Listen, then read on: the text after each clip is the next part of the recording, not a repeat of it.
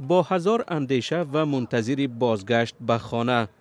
این مردم معتادانی هستند که یک مرحله درمان را سپری کردند و به خانه برمیگردند، اما با اضطراب و نگرانی تعدادی از آنها بیکاری و بازگشت به چنگ نشأمندی است.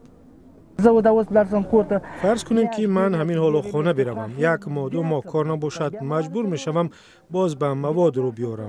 اینجا مرکز معالجه نشأمندان با نام 4000 بستر در ولایت هرات است، اما اکثر آنهایی که اینجا معالجه میگیرند از ولایت‌های دیگر آمدند.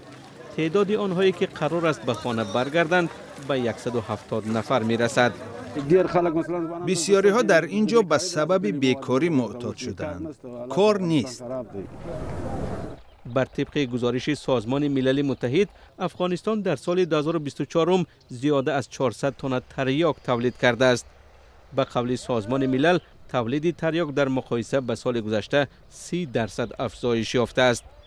در افغانستان که بزرگترین تولید کننده تریاک در جهان به حساب می رود، میلیون ها نفر گرفتار نشأمندی هستند.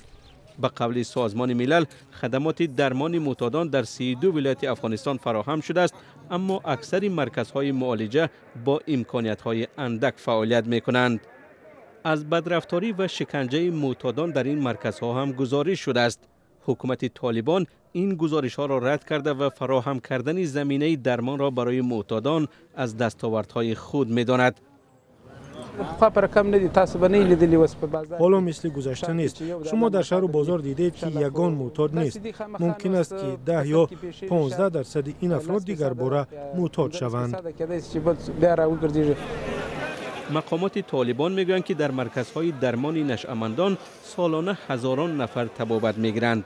رادیوی آزادی به تکرار با کسانی صحبت کرده است که پس از سپری کردن دوره معالجه دیگر باره به تریاک و بنگ روی آوردند. اکثر این افراد سبب‌های گرفتاری به درد پیشینه خود را فقر و بیکاری و دسترسی آسان به مواد مخدر گفتند.